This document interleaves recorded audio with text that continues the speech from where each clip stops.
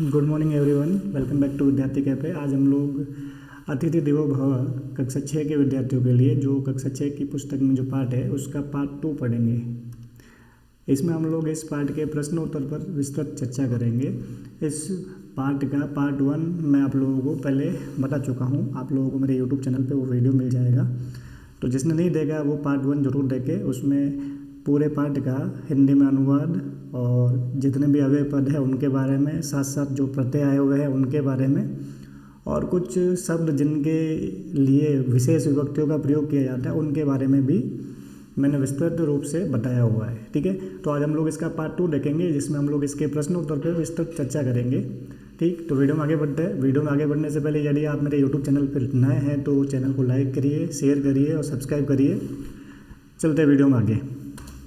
Okay, उस दिन हमने ये वाले प्रश्न डिस्कस कर लिए थे। ठीक है, तो अगर किसी बच्चे ने नहीं कर रखे हैं तो यहाँ से भी इन प्रश्नों के उत्तर कर सकते हैं, क्योंकि हमने ये चर्चा कर रखी है, इसलिए इस पर ज़्यादा डिस्कशन हम लोग नहीं करेंगे। आप लोग डायरेक्ट इसके उत्तर देख सकते हैं, और इसका डिटेल डिस्कशन देखना है तो पार्ट 1 में आपको मिल ही जाएगा। चलते हैं आगे। ये वाला भी हो चुका था। ठीक, ये हो चुके हैं प्रश्न उत्तर। अब यहाँ से देखना है हम लोगों को प्रश्न संख्या 3 से। लिखा हुआ है अधोलिखिता नाम वाक्यानाम प्रश्न सूचक वाक्यानि लिखन्तु। यानी अधोलिखित यानी नीचे जो वाक्य दिए गए इनकी बात कर रहे हैं हम लोग। इन नीचे दिए हुए वाक्यों के प्रश्न सूचक वाक्य लिखे, मतलब इनके प्रश्न बनाने हैं। ठीक, और यहाँ देखो जितने भी अव्यय पद है ये सारे स्थान सूचक है ना।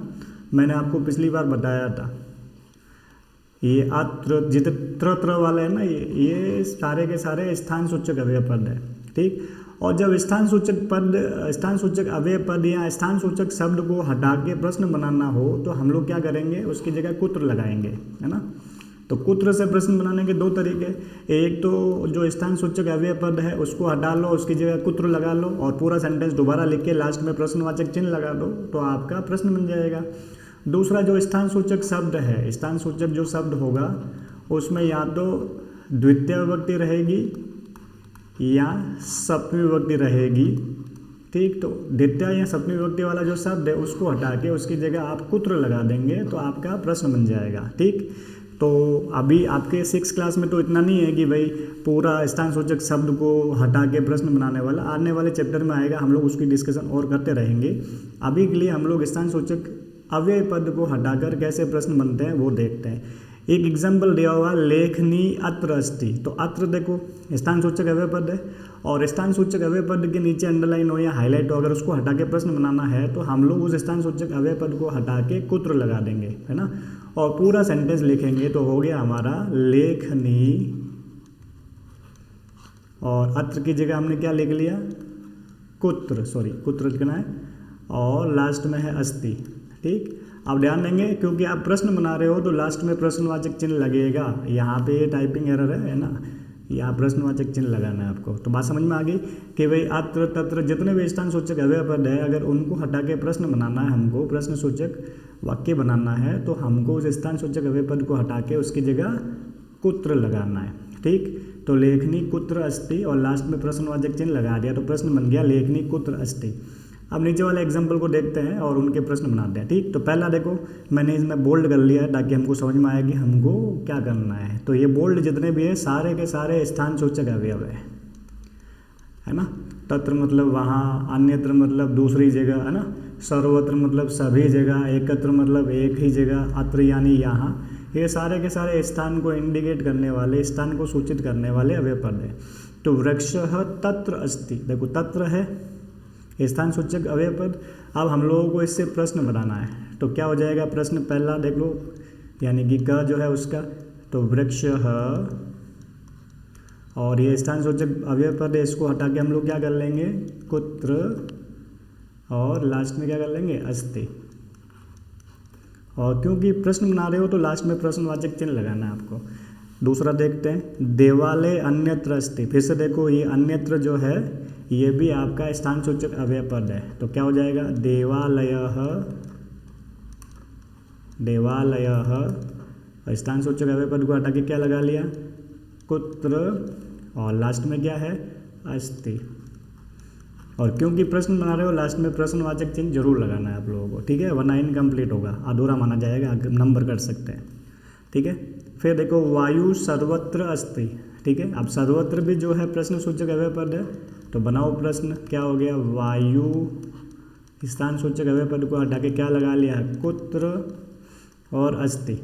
बहुत ही सरल सरल है ना, समझ में आ गया होगा। अगर एग्जाम में ऐसे प्रश्न ऐसे सेंटेंस आए और आपको कहे कि प्रश्न सूचक वाक्य बना के लिखो या प्रश्न निर्माण करो, तो आराम से कर सकते हैं। फिर देखो क्या लिखा हुआ है, और लास्ट में देखो यहाँ प्रश्नवाचक चिन्ह लगाना है, ठीक है। मैं भूल भी जाऊँ आप लोग ध्यान रखना, हालांकि मैं लगा रहा हूँ, आप लोग ध्यान रखेंगे इस चीज़ का। बालकाः एकत्र तिष्ठन्ति, क्या बन गया, बालकाः, और एकत्र की जगह क्या हो गया, कुत्र तिष्ठन्ति, बालकाः बहुवचन है, विसर्ग लगेगा, ओके, ठीक, बन गया, सेंटेंस बन गया, बालका कुत्र तिष्ठन्ति बना, कैसा ही बना सेंटेंस गया।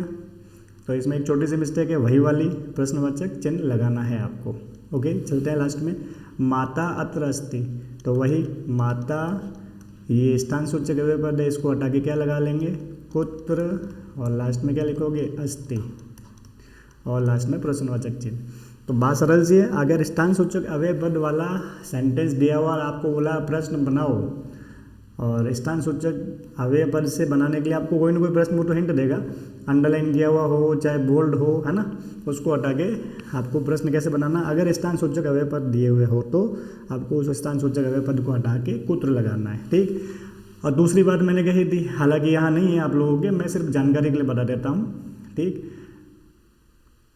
जैसे मैंने कह दिया, सह जयपुरम गच्छति, सह जयपुरम गच्छति। अब अगर हमको इससे प्रश्न बनाना होता तो हम लोगों का रेखांकित पद है जयपुरम, ठीक।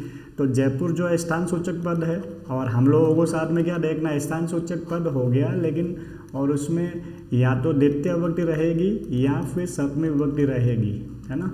तो ऐसा शब्द भी आया हुआ हो तो हमको उसको हटा के कुत्र लगाना है। तो प्रश्न बन जाएगा, सह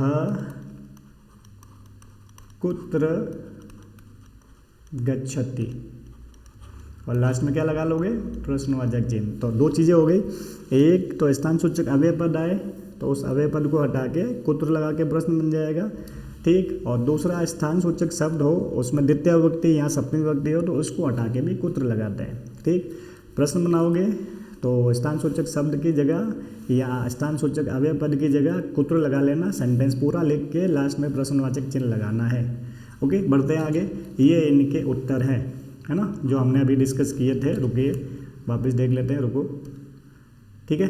ये वाले सारे के सारे हमने अभी डिस्कस किए थे, ठीक है। तो आप लोगों ने देख लिए होंगे ये सारे के सारे सेंटेंस, ओके। यहाँ से उत्तर नोट कर सकते हैं, चेक कर लीजिएगा अपना उत्तर, ओके। चलते हैं आगे। अब यहाँ देखिए, इस प्रश्न को समझिए, बहुत ही सरल प्रश्न है ये भी, है ना, आपको खुद को समझना। देखो क्या लिखा हुआ, उत्पीठिकायाम किम अस्ति। उत्पीठिका का मतलब होता है टेबल, ठीक है। उत्पीठिकायाम में देखो है सप्तमी विभक्ति, है ना, सप्तमी विभक्ति है, या ये या यम। आप लोगों ने जिन लोगों ने मेरे से याद किया है लता शब्द और राम शब्द, उनको पता होगा मैं क्या बोल रहा हूँ, है ना। नहीं है किसी को पता है तो आप जो है मेरे यूट्यूब चैनल पे प्रश्न निर्माण वाले 4 वीडियो है, उनको देखिएगा, आपको प्रश्न निर्माण और भी अच्छा क्लियर होगा, ओके। उसमें राम शब्द से और लता शब्द से किम शब्दों का प्रयोग या किम शब्द कैसे बनते हैं वो भी बताया हुआ है, देखिएगा उसमें, ठीक। तो उत्पीठिकायाम में सप्तमी विभक्ति है, और सप्तमी विभक्ति का चिन्ह होता है मैं पेपर, ओके। मैं इसलिए बता रहा हूँ क्योंकि आपको प्रश्न समझना है, नए नए हो, 6 में नई संस्कृत शुरू हुई है, तो आपको प्रश्न का मीनिंग पता होना चाहिए। उत्पीठिका का मतलब होता है टेबल, और उत्पीठिका में हो गई सप्तमी विभक्ति, तो इसका मतलब हो गया टेबल पर या मेज पर। किम का मतलब क्या, अस्ति यानी है, यानी कि मेज पर क्या, इस टेबल पर क्या क्या चीज़ें दिखाई दे रही है, ठीक। और किम नास्ति, तो नास्ति में देखो 2 शब्द है, नास्ति लिखा हुआ है ना, इसमें 2 शब्द है, एक तो है न प्लस अस्ति, है ना, अ प्लस अ मल के आ होता है ना, तो नास्ति मतलब हो गया, नास्ति में 2 शब्द हो गए, न प्लस अस्ति। न का मतलब हो गया नहीं, और अस्ति का मतलब हो गया है। तो उत्पीठिकायाम किम अस्ति, टेबल पर क्या है, मेज पर क्या है, किम नास्ति क्या नहीं है, इति यह चित्रम दृष्ट्वा, देखो दृष्ट्वा में कत्वा प्रत्यय है ना, पिछले वीडियो में बताया था मैंने आप लोगों को, तो कत्वा का प्रयोग कार्य करके अर्थ में होता है। तो चित्रम दृष्ट्वा का मतलब क्या हो गया, चित्र को देखकर लिखन्तु लिखिए, है ना।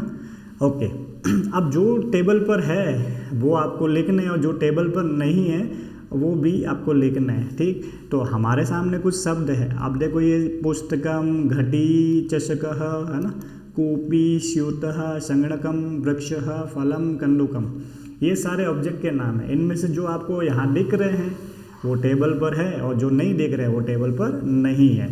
तो जो टेबल पर है उसमें क्या लिखेंगे, तो पहली चीज़ तो ये हो जाएगा, टेबल पर क्या क्या है, तो उत्पीठिकायाम, है ना। मैं एक एग्जाम्पल लिख लेता हूँ, उस उत्पीठिकायाम, हालांकि एक एग्जाम्पल लिखा हुआ है, आप लोगों की जानकारी के लिए लिख रहा हूँ, आपको क्या करना है। उत्पीठिकायाम खाली जगह अस्ति, 2 सेंटेंस में आपका काम हो जाएगा, ठीक है।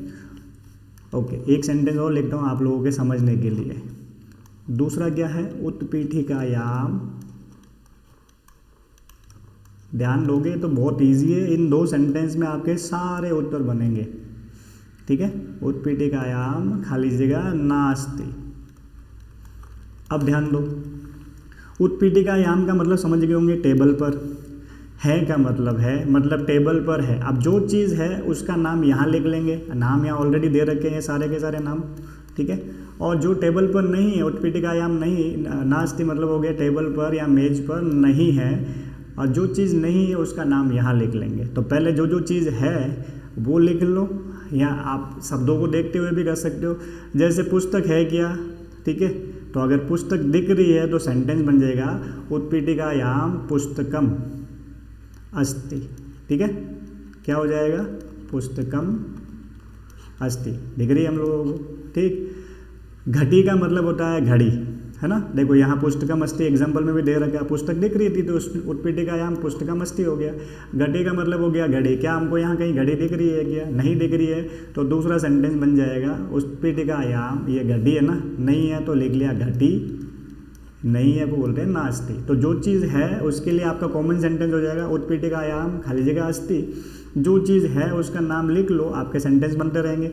और उत्पीठिकायाम खाली जगह नास्ति, तो नास्ति वाले में भी बीच में एक शब्द ही बनना है आपको, तो जो जो चीज़ नहीं है उसका नाम यहाँ लिख लोगे, ठीक। तो चलते हैं आगे, तो ये 2 हो गए, घटी और पुस्तकम। लेखनी यानी कि क्या आपको कहीं कलम दिख रही है क्या, नहीं दिख रही है ना, तो नहीं दिख रही है, तो तीसरा सेंटेंस क्या बन जाएगा, वो कॉमन सेंटेंस तो है ही, उत्पीठिकायाम, है ना, उत्पीठिकायाम। अब लेखनी है क्या यहाँ पे, तो लेखनी लिख लो, है क्या, नहीं है तो लिख लो नास्ति।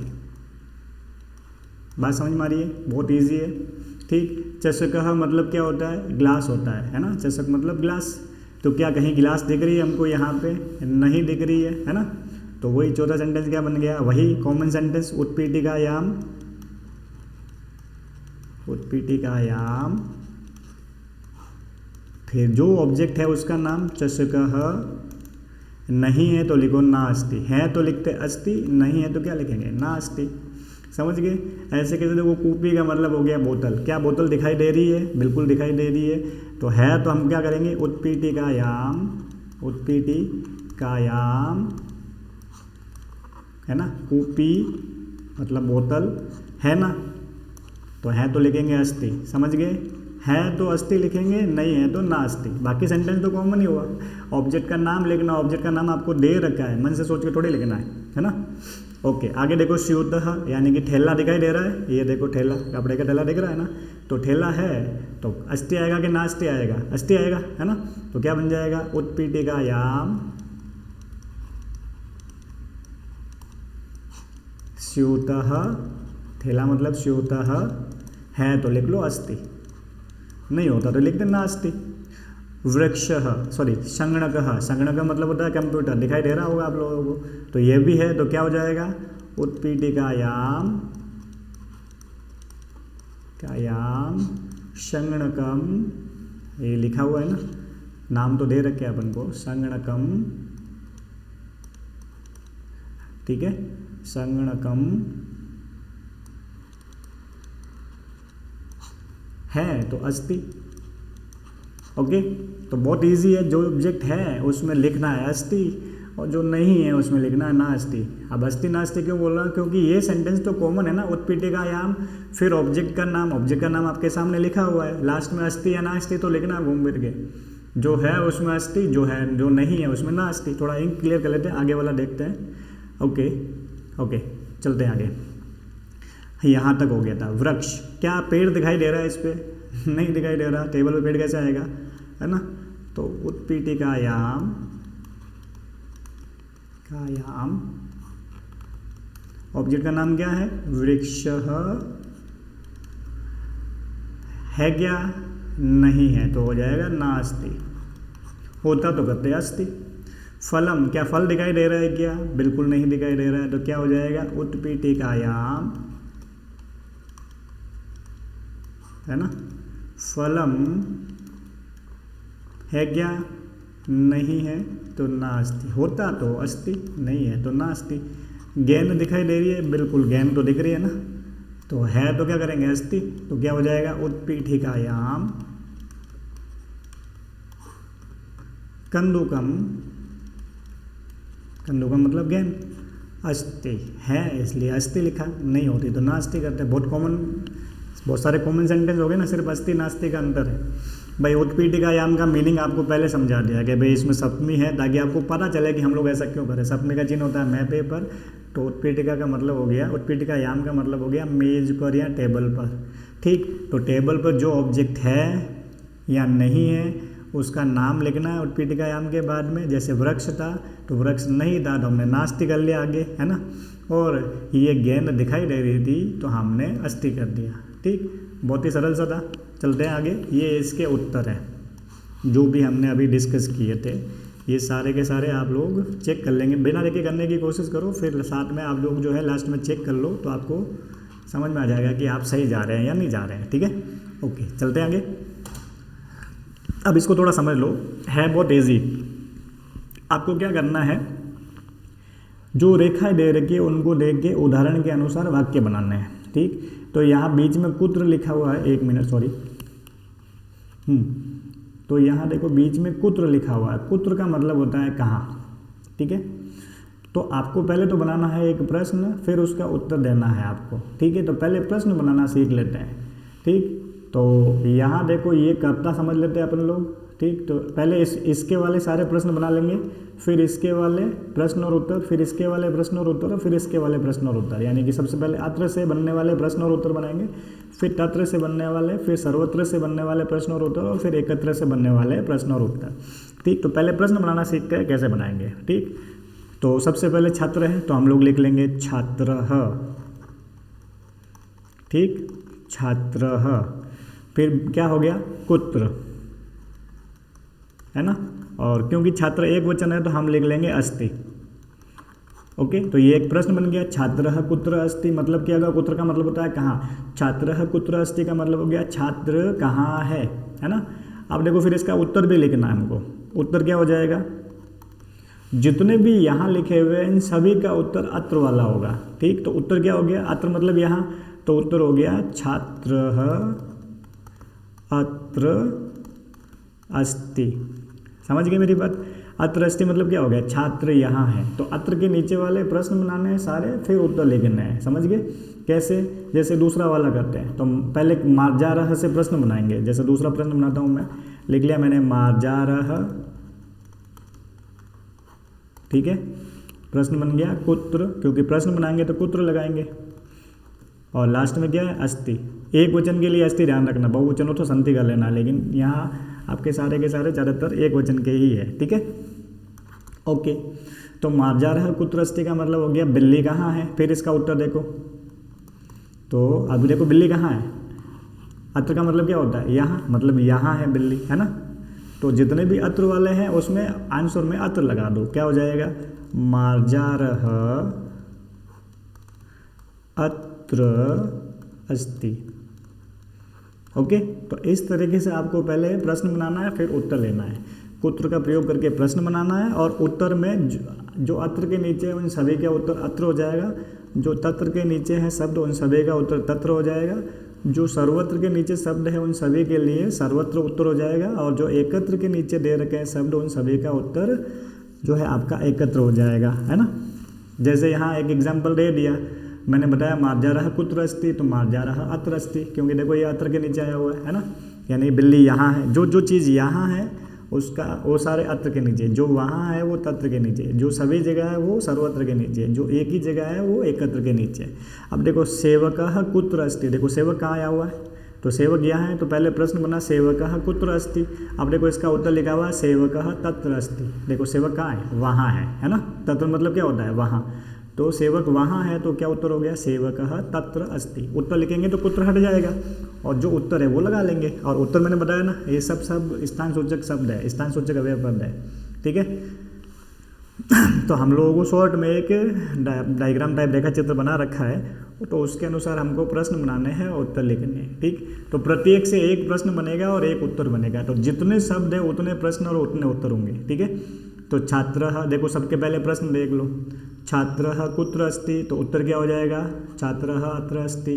मार्जारः कुत्र अस्ति, है ना, पहले प्रश्न मार्जारः अत्र अस्ति, ठीक। ऐसे कैसे देखो काकः कुत्र अस्ति, पहले प्रश्न, फिर देखो उत्तर क्या हो गया, ये भी यहाँ वाले के नीचे आया हो ना, अत्र के नीचे, तो काकः अत्र अस्ति, ठीक। तो जितने शब्द हैं उतने प्रश्न और उतने उत्तर बनेंगे प्रत्येक के लिए। जैसे यहाँ देखो क्या प्रश्न बन गया, पहले सेवकः कुत्र अस्ति, तो उत्तर क्या हो गया सेवकः तत्र अस्ति, ये तत्र के नीचे है। फिर आ गया विद्यालयः कुत्र अस्ति, तो विद्यालय कहाँ है, तो तत्र के नीचे है, तो विद्यालय है तत्र अस्ति, ठीक। तो प्रत्येक का एक प्रश्न बनेगा और उसी का एक उत्तर। उत्तर में क्या लगाओगे, बस ये ध्यान रखना, जिसके नीचे है वही वाला उसका उत्तर होगा, कुत्र की जगह। अब तत्र के नीचे वाले ऑब्जेक्ट का उत्तर कुत्र हटा के तत्र लगाना है, सिंपल। देखो आगे इन सभी के बने हुए हैं, ठीक। तो ये अत्र से बनने वाले, एक मिनट सॉरी, हाँ, तो ये जितने भी है ये अत्र से बनने वाले प्रश्न प्लस उत्तर। छात्रः कुत्र अस्ति, ये देखो छात्र से बन गया पहला, है ना, यहाँ छात्र आया हुआ, देखो इन क्लियर कर लेते हैं, वापस स्पष्ट हो जाएगा थोड़ा, ओके। जैसे ये छात्र लिखा हुआ है, तो पहले प्रश्न बन गया छात्रः कुत्र अस्ति, और लास्ट में प्रश्नवाचक चिन्ह, तो उत्तर क्या हो गया छात्रः अत्र अस्ति, समझ गए। तो आगे आपको इन सभी के प्रश्न और उत्तर, अब सिर्फ आपको ये ध्यान रखना, प्रश्न जो बनेगा उसमें प्रश्नवाचक चिन्ह लगाओगे लास्ट में, ठीक। और उत्तर में देखो कुत्र की जगह स्थान सूचक अव्यय पद लगा दोगे, है ना। कोई ये स्थान सूचक अव्यय पद कौन सा है, मैंने बताया ना कि जो अत्र के नीचे लिखे हुए हैं, मतलब यहाँ है वो सारी चीज़ें, इसलिए कुत्र की जगह अत्र है। ऐसे कैसे यहाँ देखो, यहाँ जितने भी तत्र वाले ब्लॉक में दे रखे थे, तो उन तत्र वालों का भी बनाया हुआ है, पहले प्रश्न फिर उनके उत्तर, ठीक है। तो ये आपको आराम से करना है, खुद ही करना बहुत सरल है, एक दो समझ गए होंगे तो बाकी आप स्वयं कर सकते हैं। ओके, आगे देखते हैं। ऐसे कैसे देखो, प्रकाशः कुत्र अस्ति, तो ये सर्वत्र के नीचे वाले हैं, ठीक है, सर्वत्र के नीचे वाले हैं। तो आपको देखो यहाँ कुत्र हटा के सर्वत्र लगा दिया, प्रकाशः सर्वत्र अस्ति, और प्रश्न बना था वहाँ पे प्रश्नवाचक चिन्ह सभी जगह लगे हुए हैं, ठीक। नहीं लगा तो आप लोग लगा लीजिएगा, वैसे सब जगह लगे हुए हैं, ये अस्ति है, अस्ति नहीं है, ओके। तो ये सर्वत्र के नीचे वाले हो गए। ऐसे कैसे, आप देखो एकत्र के नीचे वो चीज़ प्रश्न बनाना तो बहुत ईजी है, जो एकत्र के नीचे ऑब्जेक्ट दे रखा है, बालकः कुत्र अस्ति, तो आपका हो गया बालकः एकत्र अस्ति। तो प्रश्न बनाना और उत्तर लिखना दोनों आसान चीज़ें हैं, आराम से कर सकते हैं। चलते हैं आगे, आराम से करिएगा।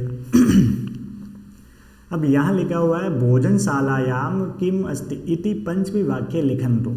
देखो भोजनशालायाम में जैसे उत्पीठिकायाम था वैसे भोजनशालायाम है ना, जैसे उत्पीठिकायाम था ना वैसे भोजनशालायाम है, मतलब दोनों में समान विभक्ति है। उसमें सप्तमी विभक्ति का एक वचन था, इसमें भी सप्तमी विभक्ति का एक वचन है। तो भोजनशालायाम का मतलब हो गया भोजनशाला में, सप्तमी का चिन्ह होता है ना मैपे पर, ओके। भोजनशाला में, रसोई में यानी कि किचन में, किम किम अस्ति, किम किम यानी क्या क्या, अस्ति यानी है, भोजनशाला में क्या क्या है, यह पंचमी वाक्य ही लिखन्तु, 5 वाक्यों में लिखना है आपको, ठीक है, 5 वाक्यों में लिखना है ना, ये के लिखा हुआ है, कहते हैं 5 वाक्यों में लिखना है, ठीक है। तो भोजनशाला में क्या क्या है वो 5 वाक्यों में लिखना है, तो ये भी सरल है, ठीक है। जैसे कॉमन चीज़ लिख रहे थे हम लोग, जैसे उत्पीठिकायाम खाली जगह अस्ति लिखा हुआ था, यानी कि मेज पर खाली जगह है, यानी जो ऑब्जेक्ट है उसका नाम लिखना था। यहाँ पे भी देखो सिंपल सा ही है, ये भी सेम ही बनेगा, तो यहाँ देखो क्या लिखा हुआ है, तो पहले देख लेंगे हम लोग भोजनशालायाम, यानी कि रसोई घर में या भोजनशाला में। ठीक, अब क्या क्या है, जो ऑब्जेक्ट है उसका नाम यहाँ लिखेंगे। बस ये ध्यान रखना, वो ऑब्जेक्ट अगर एक वचन का है तो आगे अस्ति लिख लेंगे, और अगर बहुवचन का है तो संति लिखेंगे। एक वचन, द्विवचन, बहुवचन, द्विवचन तो इस तरह लिखेंगे। ठीक, तो भोजनशाला में क्या क्या है, तो हमको शब्द दे रखे हैं, है ना, जो शब्द हमको खाली जगह में लगाने हैं। तो पहला सेंटेंस बन जाएगा भोजनशालायाम पाचकः अस्ति, तो यहाँ आ जाएगा पाचकः, तो एक सेंटेंस बन गया भोजनशालायाम पाचकः अस्ति। ठीक, तो वह सेंटेंस नंबर 1 बन गया। दूसरा देखते हैं, भोजनशालायाम, ये तो कॉमन ही रहेगा, भोजनशालायाम, यहाँ खाली जगह छोड़ लेते हैं, यहाँ मैंने अस्ति या संति में से आपको एक लगाना है। ठीक, तो जो ऑब्जेक्ट है उसका नाम लिखेंगे। दूसरा ऑब्जेक्ट क्या है, पात्रम, है ना, तो भोजनशालायाम पात्रम अस्ति, पात्र है, बर्तन है कहने का मतलब। ठीक, टंडुलाह है, ये बहुवचन है ना, रामः रामो रामा की टंडुलाह।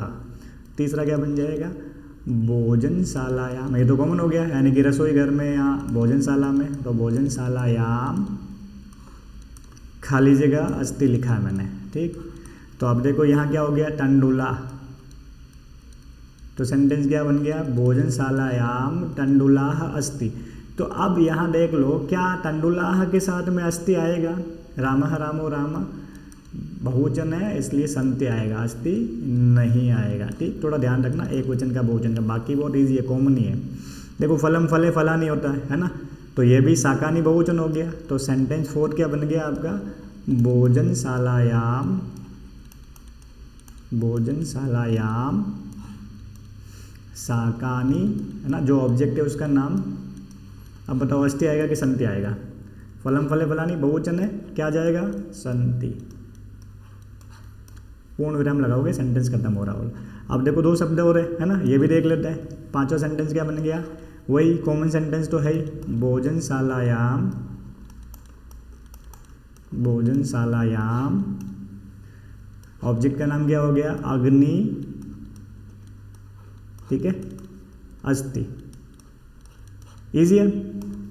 अब लास्ट सेंटेंस भी हो गया जल, तो क्या हो जाएगा, छठा, भोजनशालायाम तो है ही, भोजनशालायाम, जल एक वचन है, फलम फले फलाने की तरह, जलम अस्ति। ठीक, तो आपको बस कॉमन सेंटेंस लिखना है, भोजनशालायाम खाली जगह अस्ति, एक वचन है तो अस्ति, बहुवचन है तो संति, और जो ऑब्जेक्ट है उसका नाम बीच में बिठाना है, कुछ नहीं करना, बहुत इजी सेंटेंस है। अच्छा, कोई बच्चा अगर हिंदी से संस्कृत भी बना रहा तो वो भी समझ सकता है हमने ये सब क्या किया है। भोजनशालायाम में सप्तमी विभक्ति है, यानी कि भोजनशाला में, है ना, फिर जो ऑब्जेक्ट है उसका नाम लिख लिया, पात्रम यानी बर्तन है, जैसे अस्ति यानी है, तो भोजनशाला में बर्तन है, इसका हिंदी मीनिंग भी समझ रहा होगा। ठीक, आप मतलब हिंदी से संस्कृत भी कर रहे हो तो आपको पता चलेगा कि हम लोग एकदम सही से कर रहे हैं। ठीक, चलते हैं आगे।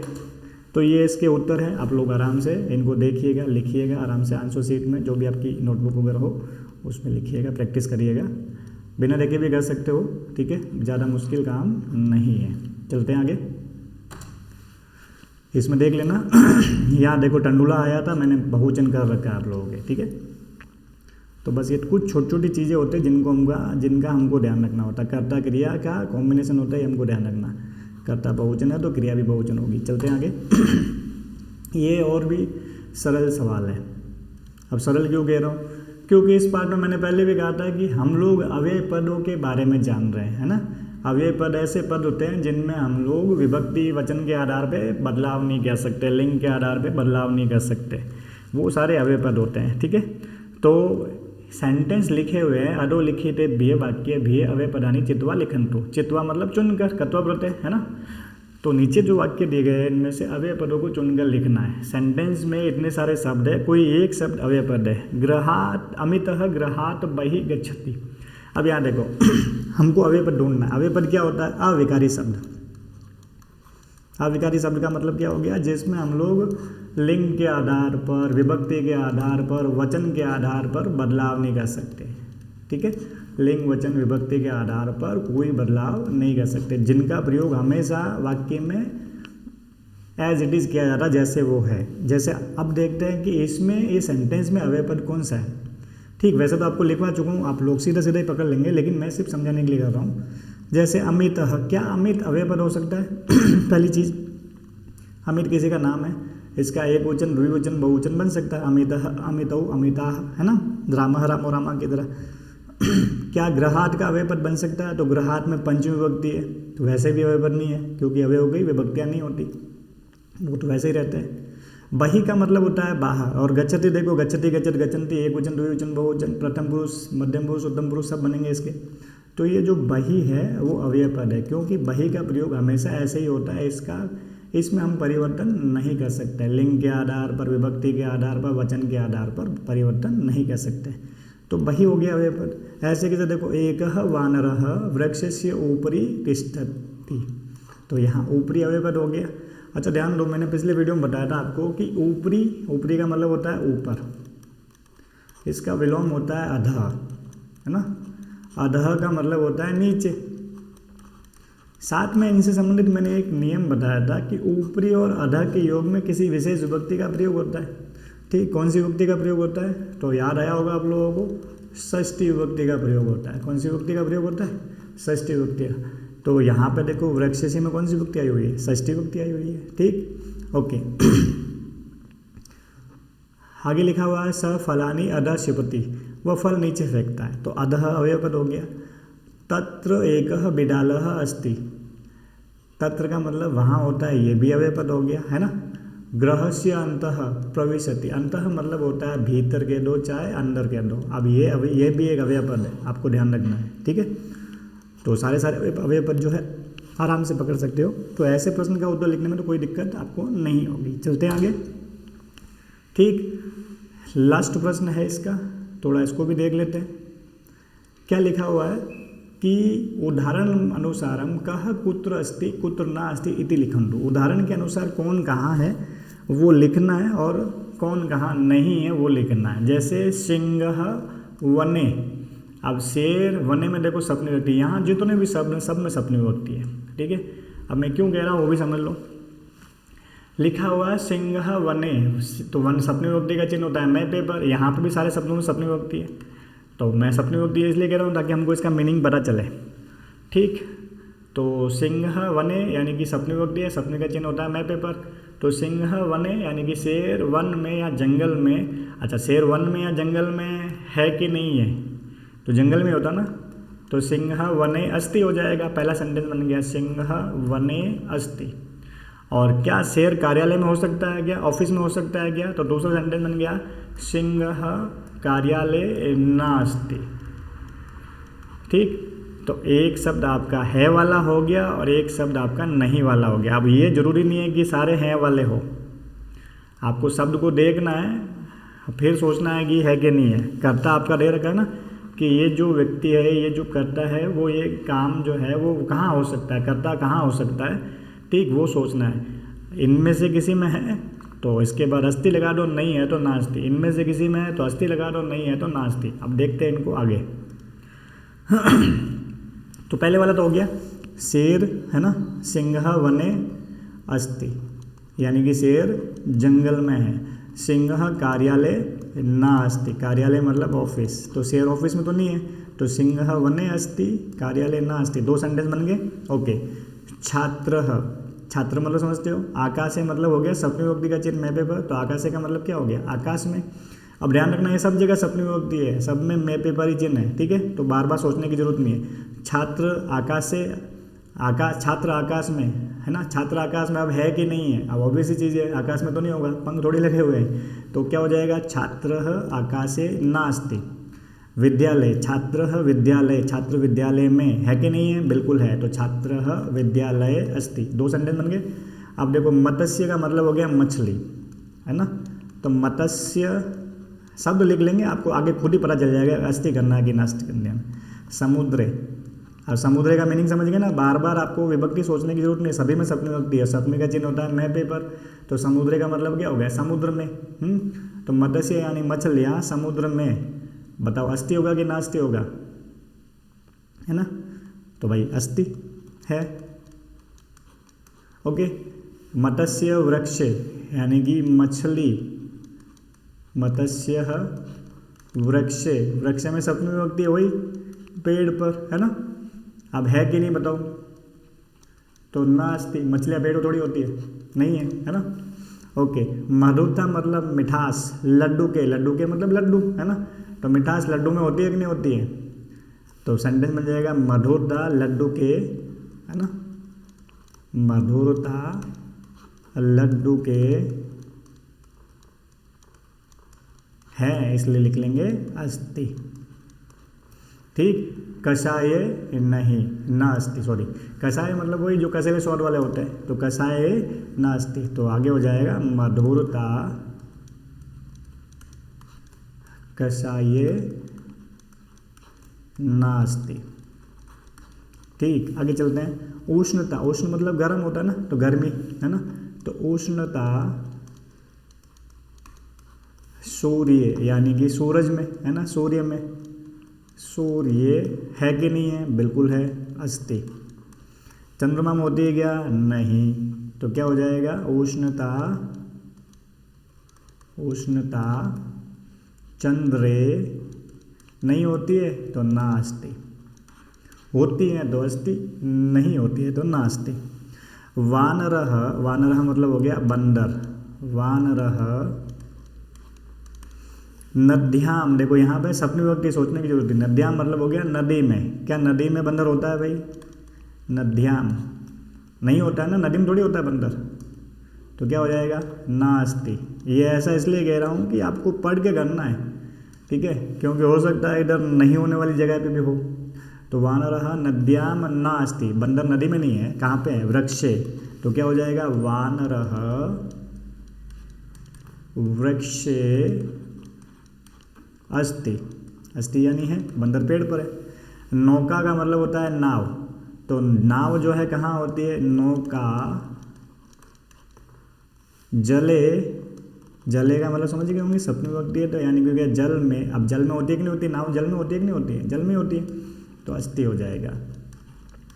फिर देखो आगे क्या लिखा, पर्वते, तो क्या आगे देखो सेंटेंस लिख लेते हैं दोबारा, नौका पर्वते होती है कि नहीं होती है, पर्वत पर, पर्वते मतलब पर्वत पर नहीं हो सकती है नाव, है ना, नाव तो जल में चलती है, नास्ति हो जाएगा।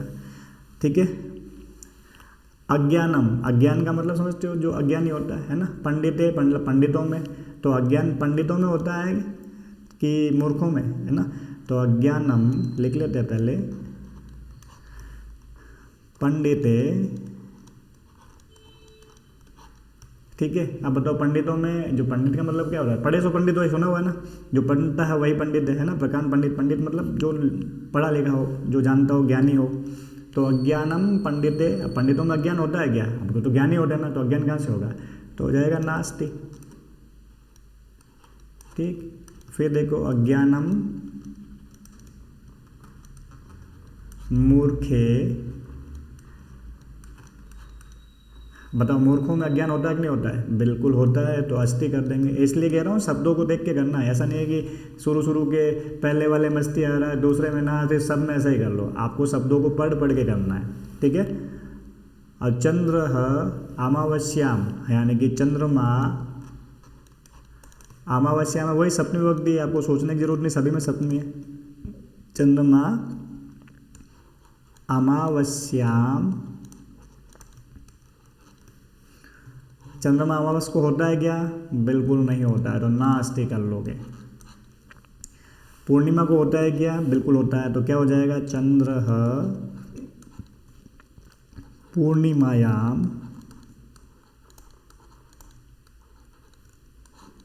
अस्ति, ठीक है, पूर्णिमा को होता है। अवकाश का मतलब छुट्टी, अब छुट्टी कब होती है, सोमवार को कि रविवार को, है ना, तो क्या हो जाएगा अवकाश, शंकर वाला है, सॉरी, सोमवासरे, सोमवासरे, क्या सोमवार को होता है, नहीं होता है, तो नास्ति। ठीक, तो लास्ट सेंटेंस क्या बन जाएगा, अवकाश